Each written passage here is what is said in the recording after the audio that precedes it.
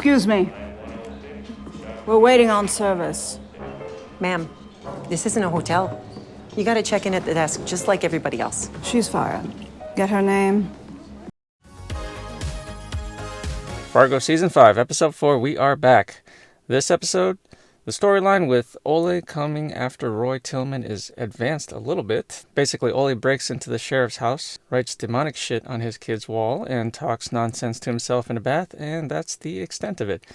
I'm slightly embarrassed to say I didn't get the cliffhanger from the previous episode. Thought this whole scene with Ole smearing mud all over himself was set back 500 years ago because it looked like his ancestor, and the ending of that last episode was a jump back in time, like 500 years or something. I just got confused.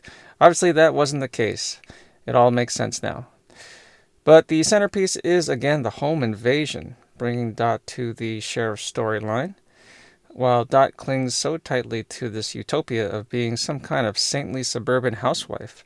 Everything is well crafted in this action scene, of course, where Gator and his team try to capture Dot. Beautiful lighting, mood, tone, all of that stuff, fantastic. A real homage to the Coen brothers style, very thrilling, very exciting. But one story element took me out of the scene. I kept asking myself, what is Dot's motivation? Why is she clinging so tightly to this utopia of being some kind of saintly suburban housewife? Okay, so look, in general, for movies, I actually prefer ambiguity.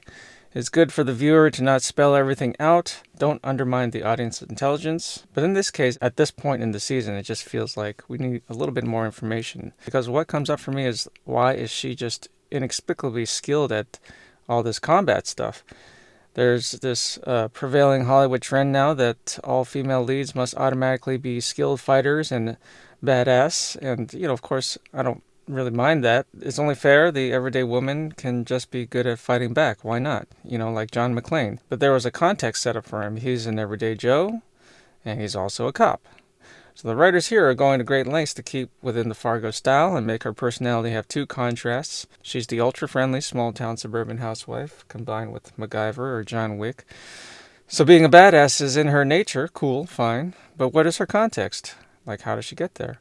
I'm sure that'll be answered in the upcoming episodes. At least I hope so. Let me know your thoughts on this in the comments. It took me a little bit out of being totally engaged in this big scene.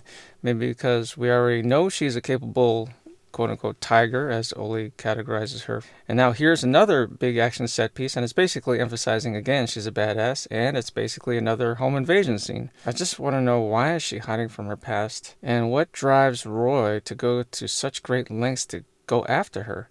And what is he going to do when he does get her? You know that Roy doesn't want her dead. You can see from her interactions with Gator, she's not really threatened by him. She's more incredulous at how disrespectful Roy is being to her for even coming after her. So let's assume at this point, 4 episodes in, that in the bigger arc of the entire season storyline, that this sequence acts as some kind of a launching point or inciting incident. It's going to set Dot out on some kind of journey for the rest of the season to confront something deep within herself. But she's in denial. She's just reacting in self-defense to whatever is happening, and she's somewhat in denial. This scene, though, differentiates itself in that it exposes Dot to the fact that her past is what is literally chasing after her. So now she's going to be forced to resolve this in some way with the sheriff. But what is her motivation? Is it just that she wants to escape her past and have a normal suburban life? Feels like that's her only motivation at this point. I don't know, but just kind of doesn't seem that interesting to me. What do you guys think out there? Let me know in the comments. Anyways, overall, it doesn't really bother me too much. I get it. Dot is a person conflicted by 2 types of opposite personalities. That gives the character some depth, makes her interesting overall. And we get a little information on the sheriff's motivation. Roy's got his own mandate from God thingy happening, or some kind of spiritual conviction he's working from. He's building out a corrupt, theocratic realm of control across North Dakota. So he's power hungry. Okay, we get that. He's not trying to escape his past, clearly. But, what of it? Why does he want Dot captured so bad? And, of course, that's hopefully going to be explained later. So I haven't said anything about Jennifer Jason Leigh's character yet, but she's pretty funny. At times I felt her character is over the top, but it kind of fits in the Fargo style. She's definitely having fun with this character. This one line she delivers is hilarious. It shows how she completely looks down on poverty. You go get something to eat from the vending machine, okay? Snickers? For breakfast? Are we on welfare? And I'm digging, in general, her whole predatory debt relief billionaire backstory thing.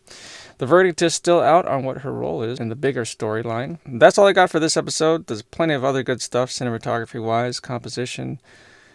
All of that stuff is fantastic. But the Dot versus Roy story was kind of what I was more focused on.